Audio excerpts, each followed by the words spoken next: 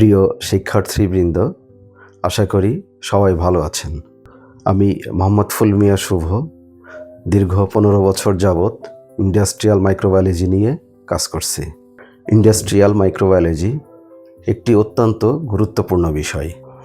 উদাহরণস্বরূপ pharmaceutical মাইক্রোবায়োলজিতে pharmaceutical পণ্যের efficacy, safety, quality নিশ্চিত করার লক্ষ্যে ফার্মাসিউটিক্যালস র ম্যাটেরিয়াল, ম্যানুফ্যাকচারিং এনভায়রনমেন্ট এবং ফিনিশড প্রোডাক্টে মাইক্রোবিয়াল কন্টামিনেশন শনাক্ত করা হয়। এই পরীক্ষাগুলো নির্দিষ্ট গাইডলাইন অনুসরণ করে সম্পন্ন করা হয়, যেমন BP, USP, WHO, UK MHRA, TGA Australia, ISO ইত্যাদি। আরেকটি গুরুত্বপূর্ণ বিষয় হলো অধিকাংশ ফার্মাসিউটিক্যালসে ম্যানুফ্যাকচারিং প্রসেসে ওয়াটার একটা ভাইটাল এলিমেন্ট। তাই ওয়াটার মাইক্রোবায়োলজি একটি বড় ও গুরুত্বপূর্ণ অংশ, যা প্রোডাক্টের কোয়ালিটি, এফিকেসি এবং সেফটি নিশ্চিত করতে গুরুত্বপূর্ণ ভূমিকা পালন করে।